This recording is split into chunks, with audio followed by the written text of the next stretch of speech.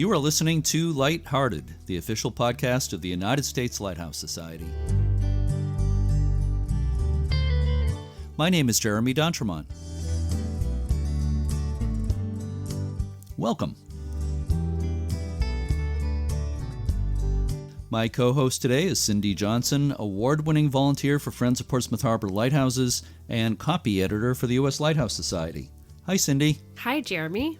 Today is March 27th, 2022, and this is episode 166 of Lighthearted. In a little while, we're going to listen to an interview about an out-of-the-way but very interesting lighthouse, Sabine Pass in Louisiana. First, Cindy, let me welcome you back to the famous Bluefish Boulevard recording studios here in Portsmouth, New Hampshire. It's our first time recording together in person in, I believe, about a couple of years. Yes, it is. I haven't been here to record since before the pandemic. And so, yes, thank you. It's great to be back. And I should mention to people, what's today's date? The 19th, I think. We're recording on March 19th. On a very rainy Saturday here, and the Bluefish Boulevard studios have not been fully soundproofed yet, so if people hear rain on the windows, and they're even forecasting possible thunder in the forecast, if people hear that, they'll know why. That's right. But it is good to record in person again. Yes, it sure is. Yeah. And also, I just want to thank you for being such an important part of this podcast for almost 3 years now. And thank you for sticking with it through all that remote recording we've done the last couple of years. Of course. I honestly can't believe it's been almost 3 years. But I'm so happy to be part of it. So thank you. You're so welcome. It'll be 3 years in June. And we've done over 180 episodes. And you have co-hosted about half of them, closing in on 100, I would say, episodes that you've co-hosted. So time flies when you're having fun. Wow. So, Cindy, has anything interesting happened on this date in Lighthouse history? Well, Jeremy, on March 27, 1975, Drum Point Lighthouse in Maryland began a 2-mile journey from Drum Point at the mouth of the Patuxent River to the town of Solomons. The pilings of the 1883 screw pile lighthouse were cut off at the waterline, and the entire structure was moved in one piece by the B.F. Diamond Construction Company of Savannah, Georgia. It was placed on a new foundation at the Calvert Marine Museum. Following extensive renovations, it was reopened as a historic site in June 1978. Yes, Drum Point Lighthouse is one of only 4 surviving screw pile lighthouses in the Chesapeake region out of more than 40 that once stood on the bay. Only one of them, Thomas Point Shoal, survives in its original location near Annapolis. So let's introduce Sabine Pass Lighthouse and today's guest, Andrew Tingler. Sure, Jeremy.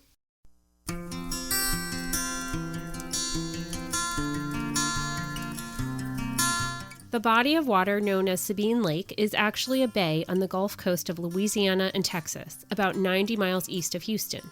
Sabine Pass, an outlet of the bay into the Gulf of Mexico, is bordered by Jefferson County, Texas to the west and Cameron Parish, Louisiana to the east. Funds were first appropriated for a lighthouse at Sabine Pass in 1849, but the project was shelved for a few years. An 87-foot-tall octagonal brick lighthouse tower went into service in 1857. Because it was built on soft marshland, wooden pilings were driven deep into the ground to create a foundation. The appearance of the tower is unique, with 8 buttresses supporting it near its base. A third-order Fresnel lens provided a fixed white light varied by a brighter flash. War and weather have played major roles in the history of the light station, with 2 battles at Sabine Pass during the Civil War, along with several hurricanes over the years. The light station's active days ended in 1952 when the light was deactivated. The abandoned buildings fell into disrepair. Vandals destroyed the lantern's roof in 1974, stealing the copper and exposing the interior to the elements. A marsh fire destroyed the keeper's house and other buildings in September 1976, leaving just the lighthouse and an oil house standing. The property passed through several hands, and in 2001, it came into the possession of the nonprofit Cameron Preservation Alliance. The organization is working toward a full restoration of the lighthouse. Andrew Tingler is the president of the Cameron Preservation Alliance. He's also a meteorologist for the National Weather Service. He started his career in Duluth, Minnesota, but grew up near the Sabine Pass Lighthouse. I spoke with Andy Tingler via Zoom a few weeks ago. Let's listen to that conversation now. I'm speaking this afternoon with Andrew Tingler of the Cameron Preservation Alliance in Louisiana. We'll be talking mostly about the history and preservation of the Sabine Pass Lighthouse. Thank you so much for joining me today, Andrew. I really appreciate it. Thank you for having me. First of all, about you, I'm wondering, how did you personally get involved with the effort to save the Sabine Pass Lighthouse? Well, kind of the overarching theme you'll hear is about weather. Me and my wife had moved to Minnesota, and from Minnesota moved to Florida and came back. But during the time we were gone, there was Hurricane Rita in 2005. And my office, the National Weather Service in Lake Charles, sent me and a couple of coworkers down to Cameron, where they were having a dedication ceremony for a building that was just being reopened after a decade. You know, they rebuilt some buildings down there in Cameron after Rita. So me and a couple of weather service people were sitting around, and some of the older board members from prior to Rita were sitting there, and we were kind of chatting back and forth. And I'm originally from the Johnson Bay area, where the lighthouse actually is. And I was like, hey, what's going on with the lighthouse? Because I really hadn't seen much going on. And they're like, well, we really hadn't had many meetings. They did have some things going on, but they really, after their houses were destroyed and businesses were destroyed, they didn't really have much of a cohesiveness, I guess you would say. So after talking for a while, I said, all right, let's have some meetings again and see if we can get this thing off the ground again. One thing led to another, and I was a president by about 6 months later. As we mentioned in the introduction for you, we mentioned that you are a meteorologist for the National Weather Service. Do you help formulate the forecast for the Weather Service? Or? The Weather Service is the government entity that handles forecasting and whatnot. We do give out the forecast for television stations and emergency managers and people like that. But our main thing is to put out warnings and stuff like that to get people out of harm's way, say hurricane warnings, tornado warnings, and stuff like that. Also to give out forecasts for firefighters, for wildland fires, and then for say chemical leaks and refineries, you have to help the emergency managers get people out of the way for that too. Kind of moving resources around and stuff like that, just to kind of help facilitate all those kind of life-saving things. So we do the forecast, but it's really the other portion of it that we're most heavily involved in. Well, I want to thank you for everything you do with the National Weather Service. Obviously, it's a big part of our lives.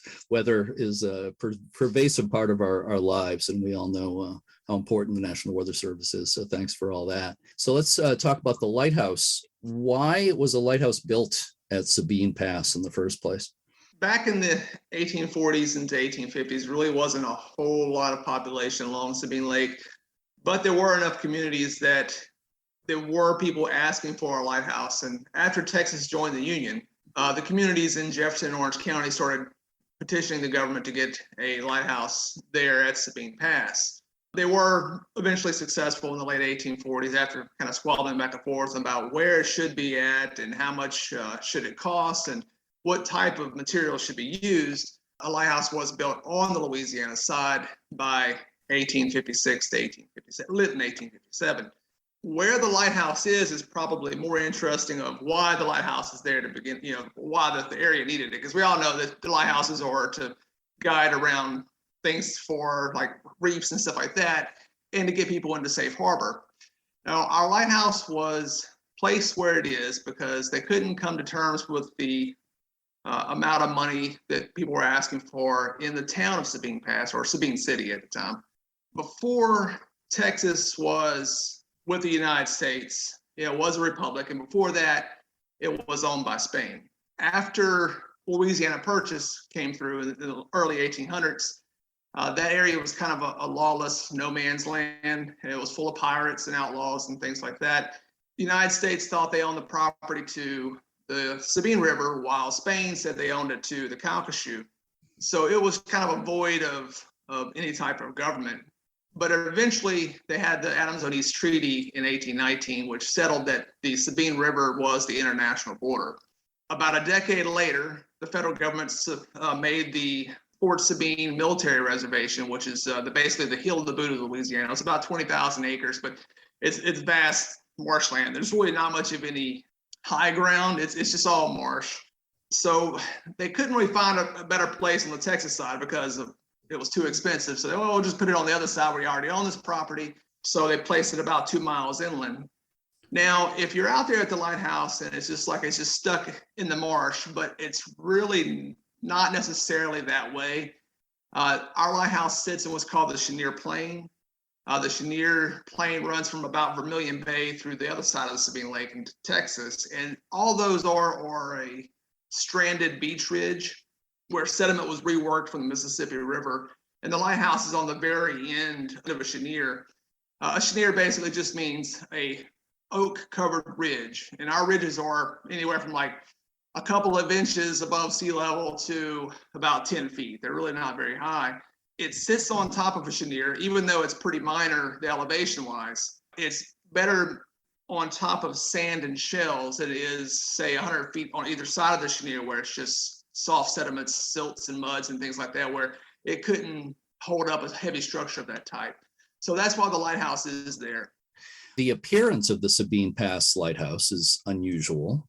It's often been compared to a rocket or missile because of those 8 buttresses that flare out at the bottom. Why was it built that way? And as far as you know, how unusual is that design? It is pretty unusual. There aren't really any other lighthouses that have that much of an exaggerated buttress bottom. There are a few, say the Flying Buttress lighthouses in Canada that come to mind. And I think there's another one on off the Bayfield Peninsula in Lake Superior that's something similar. It's a cast iron lighthouse, but it does have buttresses. Outside of one that's like in Estonia, that's really all there are that, as far as I'm aware of buttress lighthouses. It is to spread out the heavy weight on the soft soils to help it hold up so it don't fall over. Louisiana's lighthouse history, as you probably know, there were a couple of other brick lighthouses that were taller around the mouth of the Mississippi, but they fell over right after they were completed. But they built it out of brick. Our soils are so soft, and we don't have bedrock, within hundreds and hundreds of thousands of feet. So they did the best they could. They spread it out over a wider area. So the lighthouse base foundation is about 50 by 50 feet, and it buttresses up to about 18 feet up in the air. And then the lighthouse extends up from there. There's the typical octagonal shape. So it's just to hold it up. And we do have a little bit of a tilt. It's about a 1/4 degree. It's not too terribly much. A 1/4 degree over 165 years, I guess, is a pretty good win in my book, considering it's just in soft mud. The lighthouse, even whenever it was operational, had a little bit of a tilt because when we were working on it back a couple of years ago, we noticed that they had put shims underneath the pedestal to ride it up just a little bit. So the lighthouse keepers knew it back when it was operational in the 1940s and 1950s. You mentioned that the lighthouse is brick. It is primarily brick, but I saw that it has what's described as a shellcrete, if I'm pronouncing that right. Shellcrete foundation. What is shellcrete? Shellcrete is basically a combination of lime and sand and seashells. Similar to our concretes of today, where they use an aggregate of some sort of rocks or whatnot to mix in to concrete to make it stronger or use as a filler. But what they did is, once they dug the hole for the foundation, they laid cypress piles, cypress mats, there's a bunch of logs in horizontal. After they drove some in the ground, they put a mat of cypress logs, put in a mat of sand with seashells and lime, put another mat crisscross of cypress, and came back and put shells back on top of that. I guess they were just using it to spread the lime and sand a little farther. Even in like the mortar between the bricks, whenever we were out there working on it, repointing some of the masonry, there's a lot of seashells in it. I would have thought they would have sorted a lot of that out, but they left it in there. So we had to flick out a bunch of seashells between the bricks so we could shove in mortar. Yeah. There's a material called tabby used, and it was used quite a bit in buildings in the South that used as kind of a concrete that used shells as well. So it sounds very similar to that. Let's move on in the history of the lighthouse. I think it was quite a center of activity in the Civil War. What happened at the lighthouse and around the Sabine Pass area in the Civil War? The lighthouse was used as a lookout point. It was a spy on the fort that was being built to the north of the lighthouse, and the Southerners using it to spy on the blockade that was off the coast. They went back and forth. Each side knew that the opposing side was using the lighthouse, but as they were working on the fort just to the north in Sabine Pass, they went over there one night because the Northerners would come over there around sunrise to spy on the Southerners to see what they were doing. But the Confederates hid underneath the old keeper's quarters, and they ambushed them. When they came up to the lighthouse, they got out of their boats and walking across the field to get to the lighthouse, and they came up from underneath the lighthouse keeper's quarters and shot several people dead right there at the base of the lighthouse. After that, they just kind of left it alone. The blockade stayed off the coast and never came back up until the Civil War battle, just a little bit later. The Civil War fort is about 1.5 miles northwest from the lighthouse. So after that skirmish, we didn't really have much of the action, but it does technically sit in the core area of a battlefield. Yeah. Another thing that's played a big role in the history of the lighthouse is the weather, especially hurricanes. And as a meteorologist, that's something that's probably of interest to you. For one, there was a hurricane in October 1886 that I think had quite an effect on the area. Yeah, that was the first probably really big hurricane that the lighthouse went through. There were other hurricanes, obviously. I mean, we have hurricanes here pretty often. But 1886 was a pretty rough year along the Gulf Coast. There were several hurricanes that made landfall along the northern Gulf Coast. I think they actually may have been 6. But the lighthouse went through two hurricanes that year. There was a Category 2 that made landfall early in the year right at the lighthouse. And then in October, there was a Category 3. It was about a 12-foot storm surge. The lighthouse keeper's quarters sat only about 2 or 3 feet off the ground. So the original keeper's quarters was lost and washed away.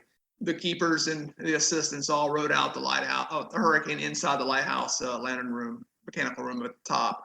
And that happened a few times. But the keeper's quarters was rebuilt the following winter and into the spring. 1900, of course, there was one of the most famous hurricanes, one of the worst hurricanes in American history, the Galveston hurricane. Did that have an effect on the lighthouse? Like we talked about earlier about how low we actually are. Louisiana, especially Cameron Parish and the coastal areas, storm surge sweeps inland. It doesn't take a lot of height rise and water levels to flood a fairly good portion of the region. So yes, it did sweep inland, the storm surge, but no real effects were seen to the tower or to the keeper's quarters. After the 1886 hurricane, they rebuilt the keeper's quarters probably about 7 or 8 feet off the ground, and the land area around the lighthouse is like 2 feet. So if the storm surge doesn't make it over about 8 to 10 feet, then the keeper's quarters wasn't going to get it. Now, in 1915 and again in 1918, we had some pretty good hurricanes, and there was damage. The wharves and things like that had to be rebuilt. And Hurricane Audrey as well, we did have some storm surge, but at the time of Hurricane Audrey, the lighthouse was already decommissioned. So if something had happened, they weren't going to fix it anyway.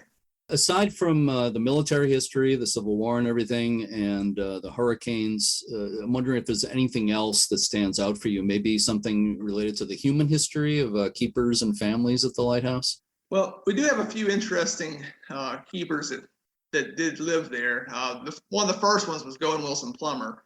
Prior to Texas gaining its independence from Spain, he actually ran guns from Vermilionville, present-day Lafayette, into Texas to supply Sam Houston. He was a native of Maine and came down here to be the keeper of this. Well, he lived in Johnson's Bayou prior to being a keeper. And once he was a keeper, he's up until the Civil War, he actually left Louisiana and moved back to Maine during the Civil War. He had witnessed a murder of a Northern sympathizer and decided to call it quits at that point. So I can't really say I blame him. He left, but he did come back and became the keeper of the Bolivar Lighthouse after the Civil War, after it was rebuilt. Now, We do have a few other people that were like have different military backgrounds that were keepers at our lighthouse. I wish I can say we know where all of them are, because we don't. We were contacted by some people a while back looking for, I think, Andrew Brin, which was a guy who had some Medal of Honors in like the War of 1812 or something like that. But we never could figure out where he was at. We do have on our board one of the descendants for the lighthouse keepers, Robin Anderson. Her parents were living at Sabine Pass, and they lived at Calcasieu, and they also were keepers at one of them in Texas, and then a couple other lighthouses around the area too. So there is some interesting people there, but Goin Wilson Plummer probably is the one that's more interesting, since he actually ran guns and more or less was an outlaw. Right. I'm just wondering if you could just tell me or remind me the basics of the place there. Was it a multiple keeper station? Was there a principal keeper and at least one assistant keepers and their families living there? Is that how that worked? Yeah, we had the principal keeper, and there was a couple of assistants. The keeper's quarters had, I think, 4 like suites essentially. So our lighthouse here, and then they had all the other smaller lights in the river to guide the ships. There was another lighthouse at the East Jetty. It was the East Jetty Lighthouse, and they had their own keeper for a little bit, but moved up to the Sabine Pass Lighthouse up there and became an assistant keeper, and he would go down there and tend to that lighthouse. There was also another lighthouse that was about 16 miles out into the Gulf, which was a spark plug lighthouse. The bottom part of the foundation is still there today, but the top part has been since removed. It was removed around 2001. They had their own keepers, but eventually our lighthouse, I guess, kind of took over everything in the area. So there were multiple assistants with a keeper there at one time. I remember the Sabine Bank lighthouse offshore that you're referring to. I remember it was in rough shape, and there was a lot of talk of, can it be saved or not? And finally, right. Removed. Is the lantern on display somewhere, if I remember? The lantern is on display at the Museum of the Gulf Coast in Port Arthur. It's a beautiful light, third order Fresnel lens. Our lens, we don't really exactly know for sure where it is. We think the Coast Guard has it. They cannot confirm nor deny. After our lighthouse was decommissioned, the lens was taken out, and from what we understand, it went to the Coast Guard office in New Orleans, or Chalmette, and it was at the Coast Guard office over there. It was actually on display at the World's Fair in like 1984, and the lighthouse lens that they had in the Coast Guard station over there was actually damaged in Katrina. When the storm surge came into the building, a wall fell on the lens and damaged it. I think St. Augustine tried to fix it, the museum over there, but it's pretty expensive. So the Coast Guard took it over, and it's sitting in a warehouse in Maryland, which I believe that lens that it's either ours or another lighthouse, and I can't remember which one it is. It's slated to become a exhibit in Connecticut, I believe. I think you're talking about the new Coast Guard museum that's in the works in yes. London, Connecticut. Yeah. Well, that's interesting. I didn't know anything about that lens you're talking about. That's a pretty interesting history that lens has had, and I hope you can find out for sure if that's your lens. They just said that they can't confirm nor deny, but it's either ours or like ship shoals. Mm-hmm. And I guess they just weren't labeled. Whenever they took them out, they just put them in a warehouse and was like, nowadays, I work in the federal government, so everything's got a barcode. Once a year, you have to take an inventory of all the equipment you got there. But back then, they didn't have that kind of stuff. So it's just, that may be that for that lighthouse or whatever. If it wasn't written down, no one knew. Jumping ahead to more recent history, after the light was decommissioned, there was something that happened in 1974, I believe, involving vandalism. Can you tell me what happened then? Yeah, some vandals went to the top and stole our copper roof.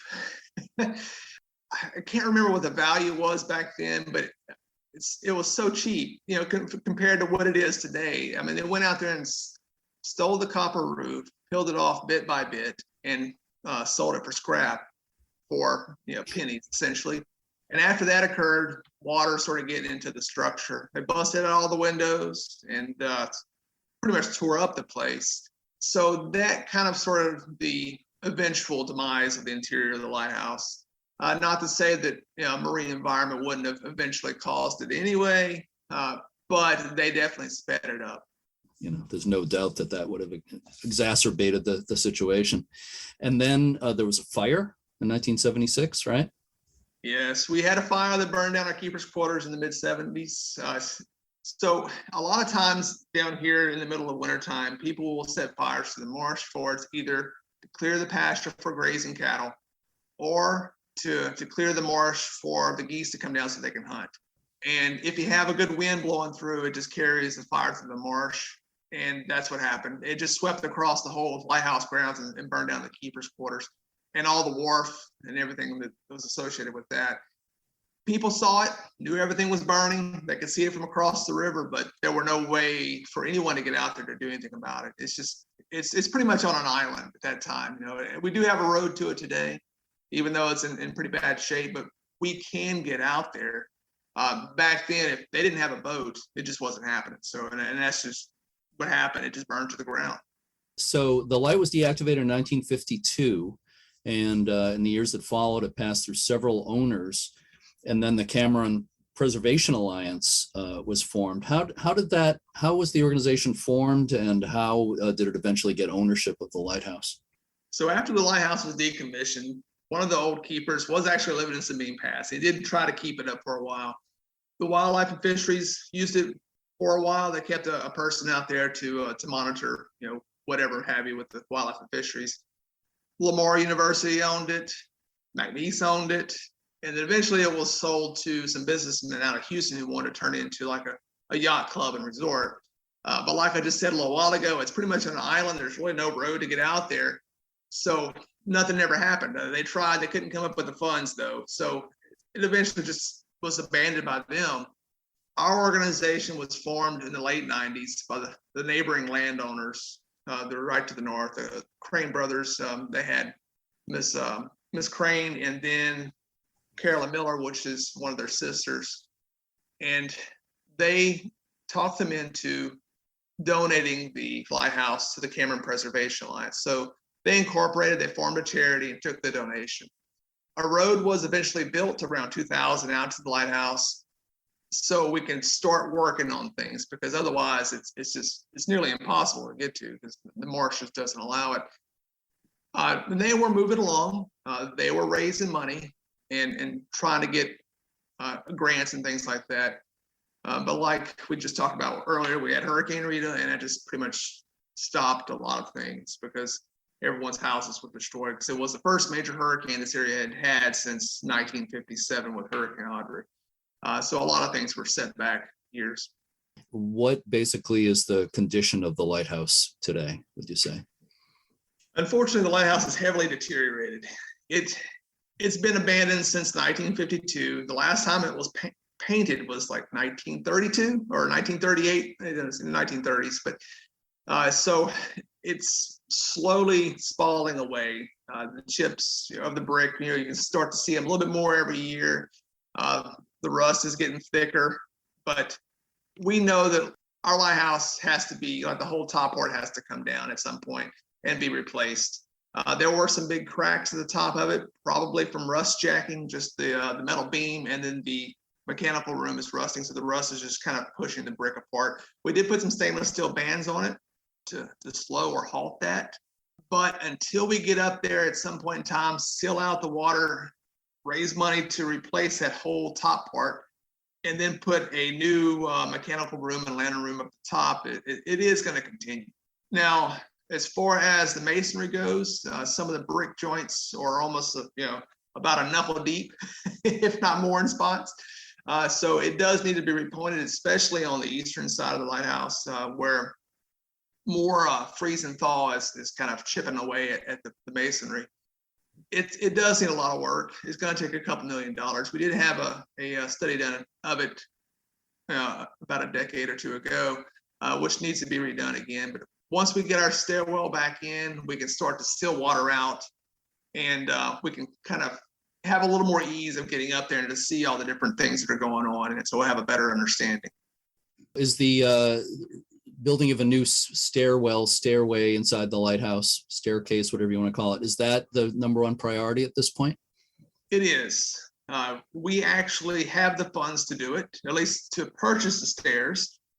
We do have a company that's coming down here in mid-March who will probably put some ladders back inside the stairwells to try to measure everything out, because while we did have an engineering study done of it a decade or two ago, and we worked on it about 2 years ago, we never did get a measurement of the top. So we have to go back inside of it and take a scan to redesign everything to make sure all the measurements are correct. We hope to get that done fairly soon, so at least we can go in and stop the water from leaking into the masonry at the top. It's the number one thing we're going to try to get done.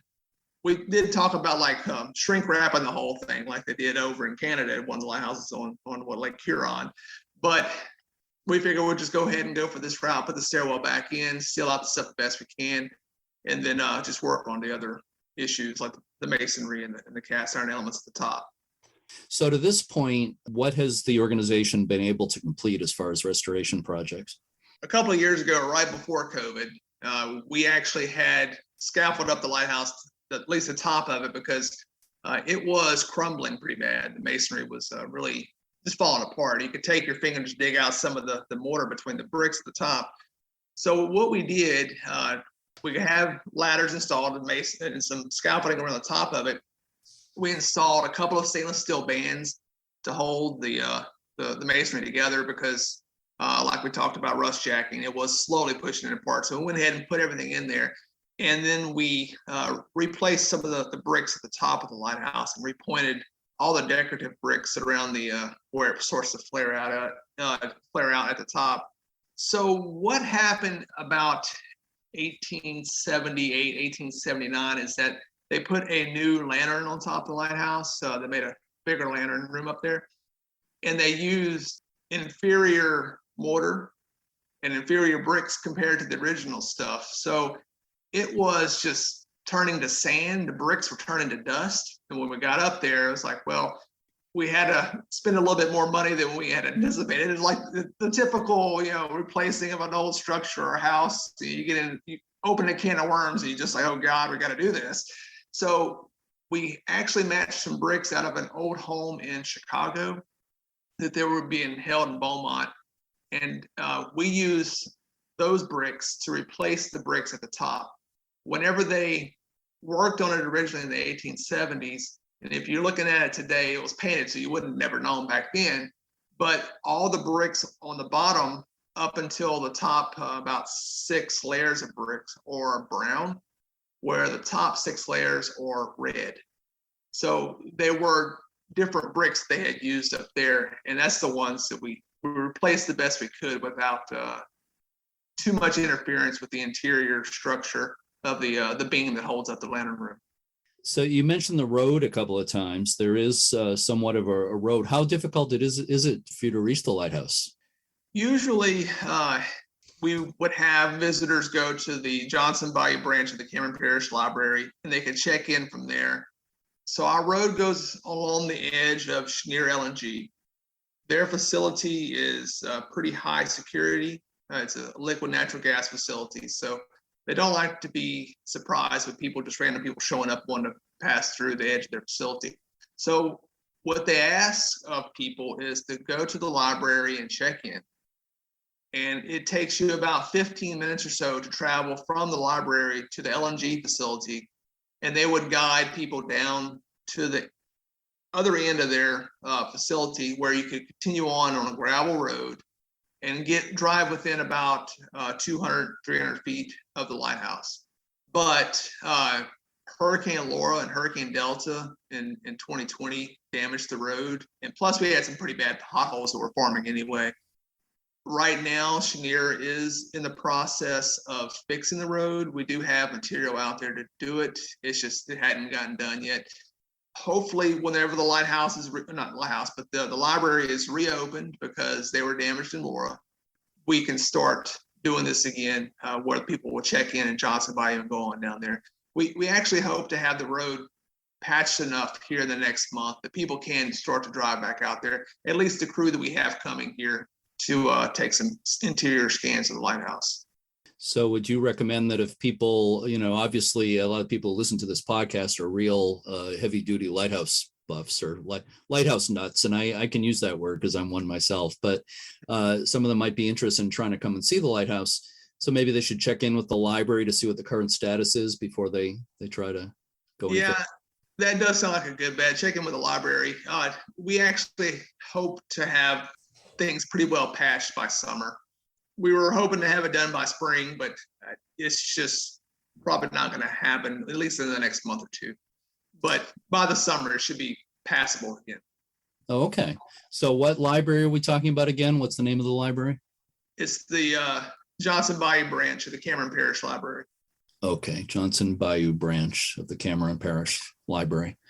I'm interested in asking you because, especially since you're a meteorologist, what your take on this is. But do you feel the lighthouse is endangered at this point by rising sea levels, especially, and maybe increasingly bad storms? Well, all of South Louisiana is. I mean, it's kind of hard to not notice it. So Louisiana's in a bad position, even without the rise of a global sea level.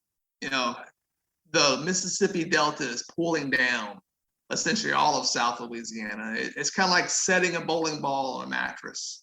So as you slowly set the ball down, all the area around it starts going down. The mantle, the Earth's crust is kind of a plasticky, so it's a slow reaction.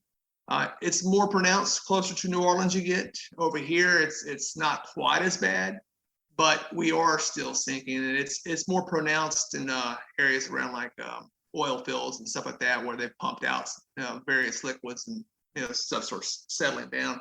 But our lighthouse, the foundation is essentially at the high tide level. Mm-hmm. From whenever I was young, you could walk around the lighthouse and not have to worry about wearing boots. Nowadays, the high tide hits the lighthouse. It's right at the foundation. So it is in a nutshell. Yes, it's happening. Every lighthouse that's down along the coast here, it's getting closer. Our lighthouse, the Chafuncta Lighthouse over in Old Lake Pontchartrain, it's pretty obvious they're having erosion issues. And the other ones that are off in the Burfoot Delta, I mean, they're just not there anymore. They're pretty much gone. So, can you imagine the possibility of ever moving the lighthouse to save it? We were asked that a few times because the company that we had work on it a couple of years ago was International Chimney, which obviously moved Cape Hatteras. And they're like, you think you can move this thing? Well, I don't think that's going to happen. As much as I wish I could, I don't know how far we'd have to move it to actually move it out of harm's way. Right. So, like I said a while ago, our lighthouse is in the Chenier Plain, which are stranded beaches. The northernmost stranded beach is 40 miles inland. And that is obviously from when sea levels were much higher, but that tells you how far things can go. So I don't know how long. I mean, it's obviously going to be long after I've passed and this actually happens. But to move it out of harm's way, the marsh is so vast, we'd have to tear up so much marsh. The permitting would be god awful. I just don't see it happening. It seems to me that if it was to be moved, you're probably talking about dismantling it and rebuilding it somewhere else rather than moving the whole structure, like with Cape Hatteras or something like that. That's what we'd have to do. Yeah. Well, hopefully you don't have to do that, at least not for several more decades, I would hope. So to this point, what kinds of things have you done to raise money for the restoration? Have you had events to raise money? We do have a couple of races a year. We have a 5K that's coming up here in April. This actually happens on the Gibbstown Bridge, which is just south of me a little ways. And we do have a beach race that's near the lighthouse, but not at it. In Holly Beach, which is on the coast here in Cameron Parish. We have a 5 and 10K and a 1K. Now, we do have sponsor a step, put the lighthouse steps back in there, where we're going to put plaques by each step for the person that donates $1,000, company or whoever. We have sponsors for all 96 steps in the lighthouse. So that's stopped. We need to build a bridge across the bayou that's right to the north of the lighthouse. So what we intend to do is take a page out of, say, I think it may be Atlantic City's boardwalk where they actually had sponsor a board and they carved people's names into it. So that's how we're going to raise funds for the bridge and the wharf, at least about 150 feet of it to where we can get across the bayou to the lighthouse. We haven't opened that up yet because we still need to do some design and permitting for that as well. But outside of that, we do have a couple other events where we have artists here in Lake Charles that has like figurines for sale and stuff like that, and a little bit of money comes back to us. And we were talking before COVID with one of my relatives who's a chef, doing like a luncheon kind of deal with some silent auction and stuff like that. So we do have plans. It's just we kind of got hung up with, obviously the pandemic and slowed down by hurricanes. Yeah, well, sure, that's understandable. Tell me about the Lighthouse license plate. Oh yeah, we do have a license plate. So we have gotten the bill pushed through the Louisiana legislature about 3 or 4 years ago that produced a license plate for the state of Louisiana. Unfortunately, they don't allow people from out of state to buy one. I know some states do. Louisiana does not. $20 a year comes back to the lighthouse for every sale of a plate. So you have to renew your lighthouse license plate every 2 years, and it's $40, so it's $20 per year, plus the fees the state would charge. Yeah, and that's available currently. Yes. I always wonder with those things, again, there's a lot of lighthouse buffs listening who would probably buy a license plate, even if they don't live in Louisiana, just as a souvenir. Do you know is that possible? Do you know? Is there some way to buy a fake one? Louisiana does not allow it. I wish they did. I think Texas allows it. Texas does not have a lighthouse license plate. And we have thought about doing it for Texas because since our lighthouse is on the border, it's really technically a Texas lighthouse because it got it ships into Port Arthur and Orange, but Texas wants $10,000 to set it up. Louisiana only wanted $3,000. It's a lot easier to make back that money than it is to make back $10,000. Yeah. Now, not to say that we couldn't get a sponsor to do it. I'm sure we could. If someone's going to donate $10,000, we kind of just want to have it for the lighthouse. But it's short-sighted, but that's the way it goes, I guess. Yeah, it is clearly on the Louisiana side of the border, right? But right. Yeah, but historically, it has a lot of relationship to Texas, of course. Yeah, and one interesting note about it too is that all the little boxes you see in museums says Port Arthur Lighthouse Service, and it's like kerosene or mineral oil, whatever. All had to sail past our lighthouse to get to all the other lighthouses along the Atlantic coast and the Gulf Coast. Even with our lighthouse burning some of that kerosene, it had to leave the refinery in Port Arthur, go to the lighthouse depot, and then come all the way back. Yeah, right. It's government for you. Yeah, our lighthouse is there's nothing much on the Louisiana side. Whenever it was built, the Louisiana side had Johnson's Bayou, which was actually a fairly decent sized community up until the hurricane of 1886. It was probably the largest community in Southwest Louisiana at the time, but still at say 1,200 people, there were larger communities on the Texas side. There's just nothing else on the Louisiana side, even up into say Calcasieu Parish or Beauregard Parish. So really it was for Beaumont, Port Arthur, and Orange, and Sabine City. Yeah, Sabine Pass today. Right. So what are the plans for once the lighthouse is restored? Any talk of increased public access or anything like that? Well, right now we are currently working with the National Park Service to design and hopefully get put in a hike and bike trail from Highway 82 to the lighthouse, try to get access away from Chenier. Unfortunately, it includes a trail over about a 3/4 mile of marsh. So there would be a lot of funds and permitting involved with that. But at least that would allow people to, say, hike or bike all the way down to the lighthouse. We do want people to go out there. I mean, we want to have visitors be able to climb to the top of it. We'd have no reason to hold anybody out of it. Even when, it's out there by itself and pretty difficult to get to, people still get out there by boat or whatever. They'll take charter boats, to go out there to see it. We're fine with it. And just as long as people aren't tearing things up, things do happen. But we would like to increase the public access, and that's what we're trying to do. That sounds good to me. How can people help if they'd like to donate? And kind of a part two to that question, do you need volunteers for anything? At the moment, we don't have any need for volunteers, but whenever we get our stairs, it's one of the things we're going to look at is using volunteers to put the stairwell together. Originally, the stairwell was in 10-foot segments. It was a 1 foot in diameter cast iron pole with steps that extend from the pole to the wall, into the wall. But our door is not going to allow that, and we're not going to take the top of it off for now. So what we were planning on doing is taking the stairs and be stackable. And however we design to put them back together, we'll kind of use volunteers or not. It'll tell us once we decide it. But probably what we'll go to first is like Cheniere's maintenance crew. So they have the first shot at putting things together. If they can do it by themselves, it's fine. We may go reach out to some of the other LNG facilities too, because I don't know exactly what's all going to be entailed to put it together. We're going to find out here in about a month. Yeah.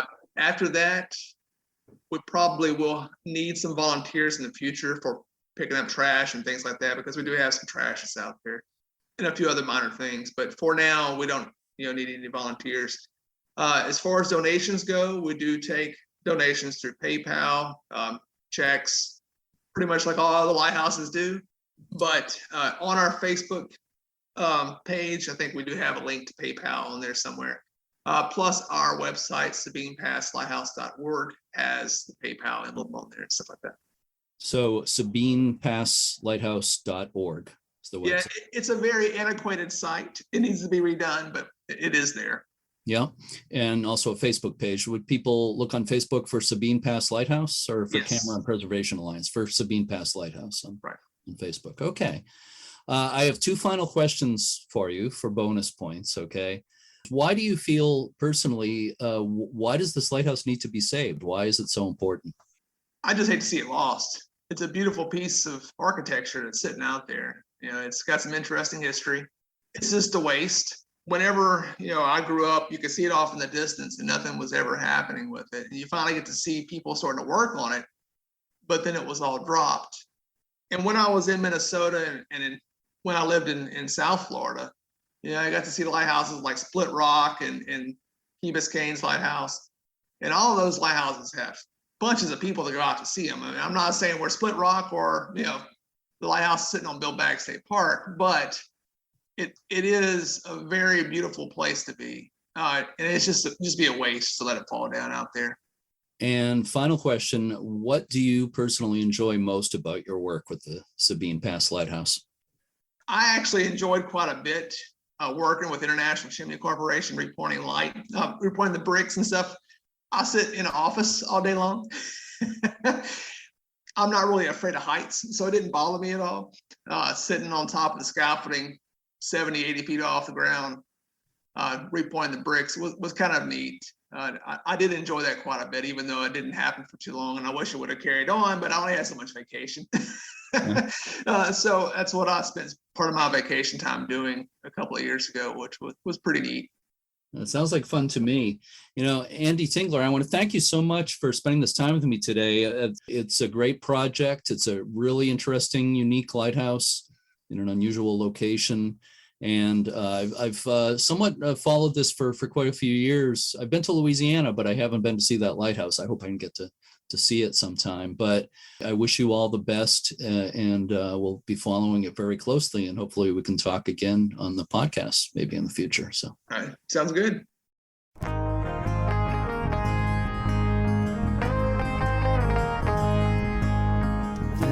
To learn more, go online to SabinePassLighthouse.org. That's SABINE Pass-Lighthouse.org. And there's also a Facebook page for Sabine Pass Lighthouse. Thanks again to Andy Tingler, and I wish him and the Camera and Preservation Alliance the best with the lighthouse restoration. I look forward to visiting there in the future. Coming up in the next episode of Lighthearted, we're going to have an interview with retired English lighthouse keeper David Appleby. David was stationed at some of England's most famous light stations, including Eddystone, Wolf Rock, and Longstone.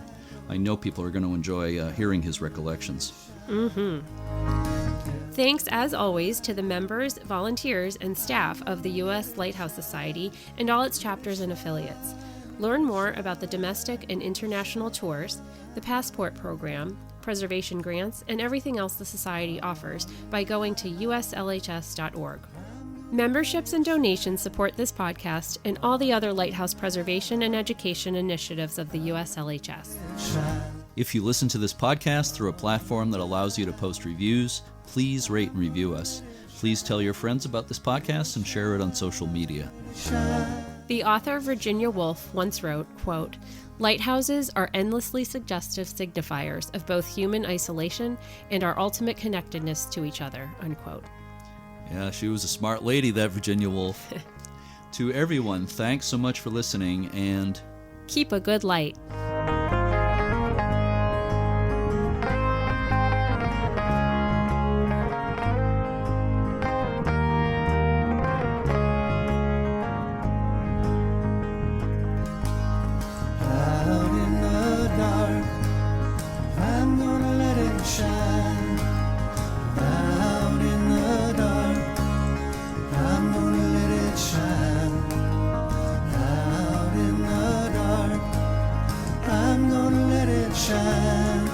Let it shine, let it shine.